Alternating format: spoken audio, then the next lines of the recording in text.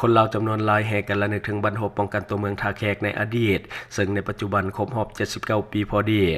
วันที่21มีนาเป็นวันนักรบเสียองค์ะและสละชีวิตเพื่อประเทศชาติซึ่งในปีนี้ได้หมุนเวียนมาครบรอบ79 ปีพอดีเริ่มตั้งแต่21มีนาปี1946หาวันที่21มีนาปี2025ในประวัติศาสตร์ชาติลาวเฮาเป็นชาติหนึ่งที่มีประวัติการกำเนิดคงตัวและก็ขยายตัวอยู่ในพื้นแผ่นดินตอนนี้ซึ่งถูกจารึกไว้หลายพันปีมาแล้ว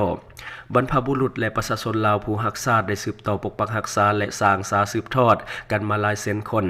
ในประวัติศาสตร์อันยาวนานนั้นชาติลาวเฮาบ่เคยหุกหานประเทศอื่นก่อนมีแต่ประเทศอื่นที่เข้ามารบกวนหุกหานย้อนแนวนั้นชาติลาวเฮาจึงได้ลุกขึ้นต้านผู้หุกหานและยึดครองของต่างดาวเรื่อยๆมาเพื่อปกปักรักษาปิติภูมิอันแสนรักเอาไว้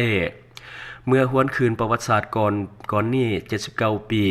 ศาสตร์ลาวเฮาก็ได้เกิดเหตุการณ์สำคัญที่คนลาวบ่อาจลืมลงได้นั่นแม่นเหตุการณ์ที่นักรบป้องกันตัวเมืองท่าแขกผู้พิรัตอาหารได้อุทิศตนต่อสู้เอาเป็นเอาตายต้านพวกจักรพรรดิต่างดาวที่เข้ามาบุกรุกหุกหานและยึดครองลาวกับบรรดาประเทศอินโดจีนเหตุการณ์ครั้งนั้นจบลงด้วยการปราบปรามอันโหดร้ายป่าเถื่อนที่สุดของพวกลาวเมืองขึ้นแบบเก่าซึ่งมีผู้บาดเจ็บและเสียชีวิตเป็นจำนวนหลวงหลายหลังจากเหตุการณ์นั้นขบวนการต่อสู้ประชาชนลาวเฮาโดยภายใต้การนำพาของพรรคแคว้นลาวก็ได้หันกำลังออกสู่ชนบทก่อสร้างที่มันปฏิวัติปรับปรุงก่อสร้างและขยายกำลังการดำเนินการต่อสู้ยืดเยื้อยาวนานญาติเอาชัยชนะเป็นแต่ละบาทก้าวสร้างเงื่อนไขเพื่อก้าวขึ้นสู่ปลดปล่อยชาติอย่างสมบูรณ์ในเวลาต่อมาภายหลังพรรคประชาชนต่อมาได้เปลี่ยนเป็นพรรคประชาชนปฏิวัติลาวได้รับการสร้างตั้งขึ้นในวันที่22มีนาปี1955ก็ได้สืบต่อนำพากระบวนการต่อสู้กู้ชาติประชาชนลาวบรรดาเผ่าอย่างพิราชอาจหาญสละอิดละเอี้ยวทรหดอดทนเต็มไปด้วยความเสียสละตลอดจนฮอดการญาติเอาชัยชนะอย่างสมบูรณ์ปลดปล่อยประเทศชาติออกจากแอกปกครองของพวกลาวเมืองขึ้นแบบเก่าและแบบใหม่ลบล้างระบอบศักดินาล้าล้างแล้วสร้างระบอบใหม่ระบอบประชาธิปไตยประชาชนและสถาปนาเป็นประเทศสาธารณรัฐประชาธิปไตยประชาชนลาวขึ้นอย่างเอกอังทะนงใจและสง่าราศีในวันที่2ธันวาคมปี1975ขบวนการต่อสู้ประชาชนลาวพวกเฮาได้มีมาแต่ศตวรรษที่14แต่ละระยะก็มีการสู้รบมีการบาดเจ็บเสียองค์และเสียชีวิตระยะที่ดุเดือดเขียวขาดเป็นตายกว่าหมู่แม้นระยะสงครามต้านจักรพรรดิอเมริกาตั้งแต่ปี1955หาปี1973ตลอดระยะแห่งการนำพาต่อสู้อันละอิดละเอี้ยวแต่มีเกียรติสง่างามของพรรคประชาชนและก็คือรัฐบาลลาวอิสระในเมื่อก่อนซึ่งปัจจุบันเป็นพรรคประชาชนปฏิวัติลาวและรัฐบาลปฏิ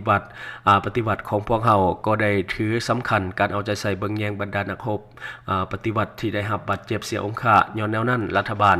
จึงได้ออกดำรัสรับรองเอาวันที่21มีนาคมปี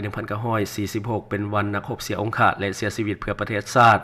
ขบวนการต่อสู้ของประชาชนลาวเฮากับศักดินาและพวกลาวเมืองขึ้นต่างดาวที่เข้ามาหุกหานและยึดครองลาวเต็มไปด้วยความเสียสละเลือดเนื้อและชีวิตเพื่ออุทิศให้แก่พื้นแผ่นดินอันแสนรัก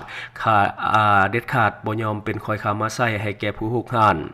ในโอกาสสำคัญนี้พวกเฮาจงพร้อมกันเชิดชูและก็สืบทอดน้ำใจเสียสละของบรรพบุรุษนักปฏิวัติรุ่นก่อนที่ได้เสียสละเลือดเนื้อชีวิตเพื่อให้ประเทศชาติของพวกเฮาดำรงอยู่มาเท่าทุกวันนี้ด้วยการยกสูงน้ำใจรักชาติรักบ้านเกิดเมืองนอนปกปักรักษาพื้นแผ่นดินอันครบถ้วนของชาติเฮาพร้อมกันอุทิศตนเข้าในภารกิจปกปักรักษาและพัฒนาประเทศชาติอย่างตั้งหน้าเพื่อนำเอาประเทศชาติเฮาก้าวเข้าสู่ความศิวิไลซ์ตามจุดหมายก้าวสู่สังคมนิยมให้สำเร็จเป็นก้าว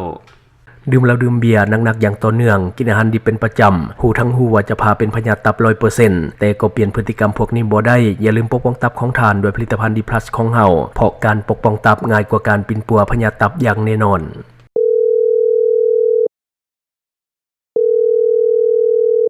อยู่เมืองลาวใช้แต่เงินกีบลาวและส่งเสริมผลิตภัณฑ์ภายในเพื่อลดผ่อนการนำเข้าสินค้าและแก้ปัญหาเงินตา